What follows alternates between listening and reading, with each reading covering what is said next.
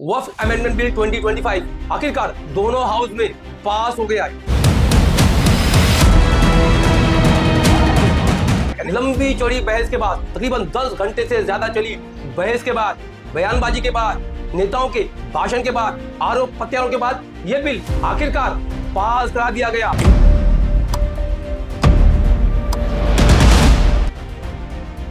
बहुमत के दम पर इसे कानून बना दिया गया। संसद का कानून है, सबको स्वीकार करना पड़ेगा। मैं गांधी की तरह इस कानून को फाड़ता हूं। ये अनकॉन्स्टिट्यूशनल है सर।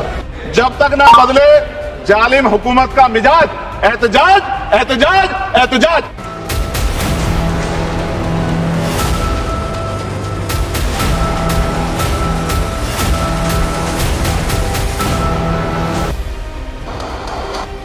संसद के बाहर देश में लोगों का बहुमत ये सवाल लंबे समय तक पूछता रहेगा कि जिस समुदाय के प्रति, जिस समाज के प्रति और जिस कम्युनिटी के प्रति यानी मुसलमानों के प्रति जो कानून लाया गया, जिसे कानून बनाया गया और दोनों हाउस में पास करा दिया गया, उसे कॉन्फ्रेंस में नहीं लिया गया। और हमने हाउस में देखा जैसे वो कानून पास होता है, पारित हो जाता है, तो हमने देखा कि बीजेपी के सांसद जय श्री राम का नारा जोर जोर से हाउस के अंदर लगा रहे थे। यूपी और बिहार को अलर्ट मोड पर डाल दिया जाता है। मुस्लिम इलाकों में पुलिस का गश्त बढ़ा दिया जाता है। मस्जिदों के सामने पुलिस मार्च करती दिखाई देती है। जामिया मिलिया इस्लामिया से लेकर अलीगढ़ मुस्लिम यूनिवर्सिटी तक सभी जगहों पर पुलिस तैनात कर दी जाती है। ये सब क्यों और किस लिए? अगर ये बिल मुसलमानों के हित में है, मुसलमान समाज के फायदे में है, तो ये पुलिस का इतना बड़ा बंदोबस्त मुस्लिम इलाकों में क्यों? तो क्या बहुमत के दम पर, बंदूक की नोक पर यह कानून बनाया जा रहा है? हमारा भारत देश जो एक लोकतांत्रिक देश है, जिसे लोकतंत्र की मां कहा जाता है, इस कानून को ऐसे हालात में इस तरीके से पास करना और बनाना क्या हमारे लोकतांत्रिक देश के लिए सही है? आज वक्फ के पास तकरीबन 9.4 लाख एकड़ ऑफ लैंड है, जमीन है, और 8.7 लाख एकड़ की प्रॉपर्टी है। कुल वैल्यू, टोटल वैल्यू ऑफ वक्फ property till today, as on today, is तकरीबन 1.2 लाख करोड़ रुपीस। कहां किस तरीके से वक्फ की जमीनों का इस्तेमाल हुआ है? मस्जिदों पे 14%, कब्रिस्तान पे 17%, एग्रीकल्चरल लैंड जहां पर खेती की जाती है वो जमीन तकरीबन 16% है, और दुकानें तकरीबन 13% है। वक्फ की जमीनें कहां किन राज्यों में और कितनी है? यूपी में 25% वक्फ की जमीनें हैं, पंजाब में 8.7%, कर्नाटका में 7.2%, वेस्ट बंगाल में 9.23%, केरल में 6.11%, तमिलनाडु में 7.6%। Union home minister Amit Shah ने हाउस में यानी पार्लियामेंट के अंदर ये बताया कि 1913 से लेके 2013 तक यानी इस 100 सालों में वक्फ के पास 18 लाख एकड़ ऑफ जमीन थी, लैंड था, और पिछले 12 सालों में वो और उसमें तकरीबन 21 लाख एकड़ ऑफ लैंड उसमें और शामिल होता है, ऐड होता है। यानी अमित शाह के दिए गए बयान में जो उन्होंने हाउस में दिया, तकरीबन वक्फ के पास प्रेजेंटली 39 लाख एकड़ ऑफ लैंड है। तो एक सबसे बड़ा सवाल कि इतनी ज्यादा जमीनें जो वक्फ बोर्ड के पास है, कहा जाता है कि इंडिया में इंडियन आर्म फोर्सेस यानी डिफेंस के बाद, रेलवे के बाद, तो तीसरे नंबर की सबसे ज्यादा प्रॉपर्टी, सबसे ज्यादा जमीन है वो वक्फ बोर्ड के पास है। तो क्या सरकार की नजर उन जमीनों पर तो नहीं? धार्मिक संपत्तियों को कब्जा करने की एक कोशिश है। इसलिए इस बिल पर न हिंदू को खुश होना चाहिए, न सिख को खुश होना चाहिए, न ईसाई को खुश होना चाहिए, न जैन को खुश होना चाहिए, न बौद्ध को खुश होना चाहिए, क्योंकि नंबर सबका आएगा।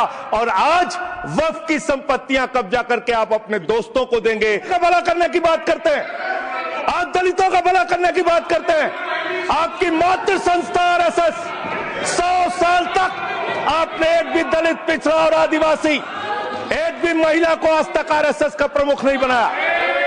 आपको लग रहा है एक धर्म के अधिकार को आप छीन रहे हैं, नहीं। कल को आप सभी धर्मों की धार्मिक संपत्तियां छीन के आप अपने दोस्तों का देने का काम करेंगे। मैं फिर इसको दोहरा रहा हूं और फिर इसको कह रहा हूं कि आप ये करेंगे, धार्मिक संपत्तियों के कब्जा करने का काम करेंगे। और किसी गलतफहमी में मत रहिए। आपको लोकसभा के चुनाव में मात्र 36% वोट मिला है। इस देश की 64% आबादी आज भी आपके खिलाफ है, आज भी आपके खिलाफ खड़ी है। सरकार की नजर उन वक्फ बोर्ड के डिस्प्यूटेड लैंड हो या वेकेंट लैंड हो उस पर तो नहीं है, तो इसीलिए सरकार की करनी पे और कहने पे बहुत फर्क दिखाई देता है। इसीलिए इस बिल में ऐसे ऐसे क्लॉज, ऐसे ऐसे संशोधन और ऐसे ऐसे चीज डाली गई है जिसे लेके कंटिन्यूस तौर पर विवाद है। इसीलिए सरकार की मंशा पे मुस्लिम समाज का डाउट होता है। जब ये बिल लोकसभा में पास हुआ तो 288 यानी 288 लोगों ने इस बिल के फेवर में वोट दिया और 232 यानी 232 लोगों ने इस बिल के विरोध में वोट दिया। यानी सरकार को पहले ही पता था, क्योंकि हमारा साहब जानते हैं कि ये डिबेट, ये बहस, ये चर्चा, ये भाषण, ये आरोप, ये प्रत्यारोप ये कंटिन्यूस तौर पर चलता था, लेकिन कंक्लूजन जो बॉटम लाइन था वो ये सब जानते थे, पूरा देश जानता था और बीजेपी की सरकार को इस बात का इत्मीनान था कि वो ये बिल पास कर लेगी, क्योंकि उसने अपने अलायंस पार्टनर यानी चंद्रबाबू नायडू को और नीतीश कुमार को अपने साथ कॉन्फिडेंस में ले लिया था। इसीलिए सरकार को पता था कि एंड रिजल्ट ये होगा कि ये बिल कंटिन्यूस तौर पर आराम से पास हो जाएगा बिना किसी ऑब्स्टिकल के। और वहीं अपर हाउस यानी राज्यसभा में 125 सांसद इस बिल के फेवर में वोट देते हैं और वहीं 87 सांसद यानी 87 सांसद लोग इस बिल के अगेंस्ट में वोट देते हैं। यानी ये बात तयशुदा थी कि ये बिल दोनों हाउस में आसानी के साथ पास हो जाएगा। जिस पार्टी के पास एक भी सांसद मुसलमान नहीं है, ना तो लोअर हाउस में ना अपर हाउस में, यानी ना तो लोकसभा में ना राज्यसभा में ना कोई विधानसभा में, ना वो पार्टी किसी मुसलमान को टिकट देती है। और वो पार्टी बात करती है मुसलमानों के हितों की, मुस्लिम समाज के हितों की, मुसलमानों के फायदे की। और कहा जाता है, ये पार्टी कहती है कि ये बिल जो लाया जा रहा है हम मुसलमानों के फायदे में ला रहे हैं, मुस्लिम समाज के फायदे में ला रहे हैं, गरीब लोगों के फायदे में ला रहे हैं। इससे मुस्लिम समाज का, गरीबों का, यतीमों का, मिस्किनों का और पसमानदा लोगों का फायदा होगा। और वो पार्टी दूसरी तरफ उसके पास एक भी मुसलमान सांसद न तो अपर हाउस में न तो लोअर हाउस में है। तो क्या ये बात किसी भी को भी हजम होगी? ये आपको डिसाइड कीजिए। हम इस बिल के डिटेल में बिल्कुल नहीं जाएंगे, क्योंकि हमने इस बिल पे पूरा वक्फ बोर्ड बिल पे पूरा डिटेल वीडियो बनाया है। और ये बिल वक्फ क्या है, क्यों है, किस लिए है, वक्फ बोर्ड कब से है और वक्फ बोर्ड में कब कब किस तरीके से अमेंडमेंट किया गया, और जो ये नया वक्फ अमेंडमेंट बिल 2025 आया है ये क्यों इतना कंट्रोवर्शियल है और ये नए बिल को लेकर इतना विरोध मुस्लिम समाज में, मुस्लिम कम्युनिटी में और जनरल मुसलमानों में क्यों है और किस लिए है, तो कौन से क्लॉज है, कौन से पॉइंट है और कौन से क्लॉज को संशोधन किया गया है, कौन से क्लॉज को हटाया गया है, क्या नया क्लॉज डाला गया है जिसको लेके इतना विवाद है, ये पूरा डिटेल हमने हमारे उस वीडियो में बता दिया है। तो अगर आपको डिटेल तौर पर समझ जाए कि हमारा वीडियो, ये आप देख लीजिए, ये वीडियो आप देख सकते हैं, आपको इसमें पूरे डिटेल तौर से समझ में आ जाएगा कि इसमें इस बिल को लेके इतनी कंट्रोवर्शियल और इतनी प्रॉब्लम क्यों है। कि वक्फ वही क्रिएट कर सकता है जो मिनिमम 5 साल इस्लाम को प्रैक्टिस करता है। बहुत साफ साफ शब्दों में प्रावधान रखा है। सर, जो वक्फ बोर्ड बने हैं हम उसको बहुत ही सेकुलर, इंक्लूसिव बनाना चाहते। माइनॉरिटी अफेयर्स मिनिस्टर किरण रिजिजू ने हाउस में कहा कि वो 5 साल तक मुस्लिम प्रैक्टिस होना चाहिए। तो आप क्या लॉजिक है, आप किस बुनियाद पर, मतलब किसी को अगर अपनी प्रॉपर्टी वक्फ करना है, दान देना है, अल्लाह के रास्ते में देना है, तो वो 5 साल तक प्रैक्टिसिंग मुस्लिम होना चाहिए। What do you mean by this? इसका मतलब क्या है? आप इसका डेफिनेशन क्या होगा, किस बुनियाद पर आप ये साबित करेंगे? मतलब और वो भी कहा गया कि यू हैव टू डेमोन्स्ट्रेट, मतलब आप क्या उसके घर में सीसीटीवी कैमरा लगाएंगे कि वो वहां से देखेंगे कि बाबा कि ये आदमी मुस्लिम प्रैक्टिस है कि नहीं, दाढ़ी रखा है कि नहीं, टोपी रखा है कि नहीं, नमाज पढ़ा है कि नहीं पढ़ रहा है। तो किस बुनियाद पर आप ये तय करेंगे कि वो प्रैक्टिसिंग मुस्लिम है या नहीं है? मैं किरण रिजिजू से पूछना चाहता हूं, सर दाढ़ी रखे तो मुसलमान प्रैक्टिसिंग है या क्लीन शेव आपकी तरह है? तो बताइए हमको, प्रैक्टिसिंग क्या होगा? अच्छा, किसी को पकड़ के मॉब लिंच कर दिया और बोले कि जीएसआर का नारा लगाया, और वो जीएसआर का नारा लगाया तो क्या मुसलमान रहेगा? नहीं रहेगा। या फिर देश के प्रधानमंत्री ने कहा था कपड़े देखकर पहचानो, तो क्या कपड़े देखकर आप कह देंगे? अच्छा, अगर कोई हिंदू, अगर कोई क्रिश्चियन हिंदू धर्म कबूल करता है तो क्या वो मंदिर को दे सकता प्रॉपर्टी?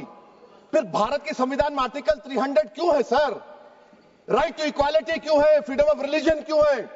किसी को दान धर्म करने के लिए, किसी को अल्लाह के रास्ते में देने के लिए, भगवान के रास्ते में दान करने के लिए, किसी को प्रैक्टिसिंग वो मजहब का होने की 5 साल की जरूरत क्या है और किस लिए है?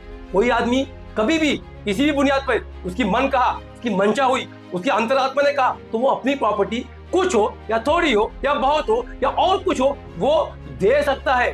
तो एक किस्म से कि कहना कि 5 साल तक वो प्रैक्टिसिंग मुस्लिम होना चाहिए, उसी के बाद ही वो अपनी प्रॉपर्टी वक्फ कर सकता है। क्या इसमें कोई लॉजिक आपको समझ में आती है?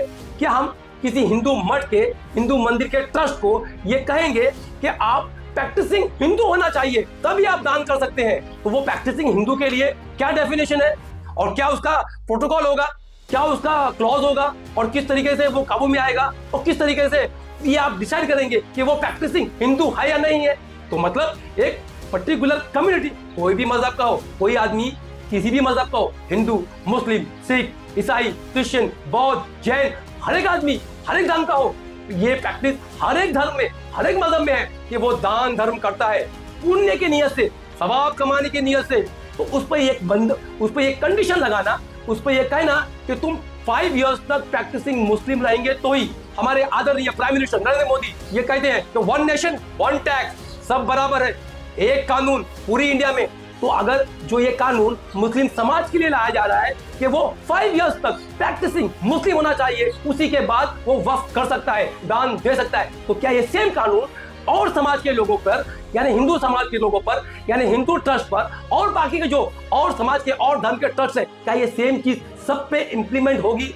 अगर नहीं तो खाली सिर्फ मुसलमानों पर और मुस्लिम वक्फ बोर्ड पर क्यों? हमारे देश का संविधान सबको बराबरी का हक देता है, equal right in the eyes of law, everybody is equal in the eyes of law. तो सब जब बराबर है तो एक के लिए अलग कानून और दूसरे समाज के लिए अलग कानून। क्लियर मेजॉरिटी थी मोदी जी का first 5 year term, second 5 year term, ये मोदी जी का 3rd टर्म है। तो इस 3rd टर्म में मोदी जी की यानी बीजेपी की सीट कम आई, तो इसीलिए चंद्रबाबू नायडू की पार्टी और नीतीश कुमार की पार्टी का सहयोग और सपोर्ट लेना पड़ा। तो जब पिछले 10 सालों में बीजेपी की सरकार क्लियर मेजॉरिटी थी, तो उस टाइम अगर बीजेपी चाहती तो ये कानून लाती, ये वक्फ बोर्ड का कानून लाती, संशोधन एक्ट लाती और आसानी के साथ बिना किसी को पूछे कॉन्फिडेंस में पास कर देती और ये कानून बन जाता, कोई कुछ नहीं कर पाता। लेकिन बीजेपी ने इस कार्यकाल में ये कानून लाया जहां पर बीजेपी को सपोर्ट है नीतीश कुमार की पार्टी का और चंद्रबाबू नायडू की पार्टी का। तो यानी अगर ये कानून, जैसे कि ये कानून पास हो गया है, पारित हो गया है दोनों हाउस से, तो बीजेपी तो अपने वोटर्स को खुश कर दी कि देखो हमने मुसलमानों की चूड़ी को टाइट करने के लिए ये कानून बना दिया है। तो बीजेपी ने अपना गेम प्लान सेट कर ली, बीजेपी ने अपने कोर वोटर्स को खुश कर दी। लेकिन चंद्रबाबू नायडू और नीतीश कुमार के जो कोर वोटर्स हैं, यानी उनको कम से कम 20% वोट मुस्लिम समाज से आता है। तो अब जो आने वाला इलेक्शन बिहार में होगा, वहां पर नीतीश कुमार का पॉलिटिकल कैरियर दांव पे लगा होगा, क्योंकि जितने भी मुस्लिम समाज के लोग हैं यानी वो इनसे दूर हो जाएंगे।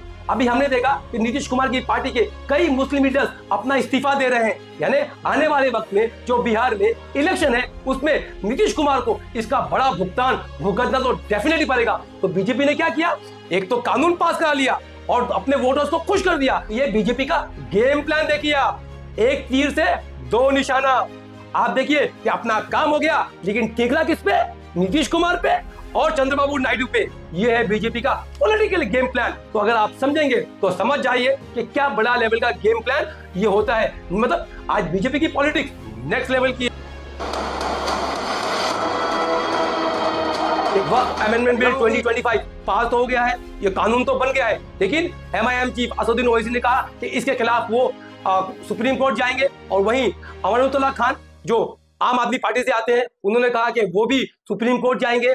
और वहीं एक कांग्रेस लीडर है जावेद खान, उन्होंने भी सुप्रीम कोर्ट जाने की बात कही है इस बिल के खिलाफ। और all India Muslim personal law board ने कहा है कि हम इस बिल के विरोध में है, इस बिल के खिलाफ है, हम प्रोटेस्ट करेंगे और सभी संवैधानिक तरीके से हम इसका विरोध करते हैं और हम सुप्रीम कोर्ट भी जाएंगे। तो देखेंगे आने वाले वक्त में क्या होता है। फिलहाल ये कानून बन चुका है। अगर हमारा वीडियो आपको पसंद आता है तो हमारे चैनल वली मीडिया ऑफिशियल को लाइक करें, सब्सक्राइब करें और ज्यादा से ज्यादा लोगों तक शेयर करें। Thank you very much for listening. जय हिंद।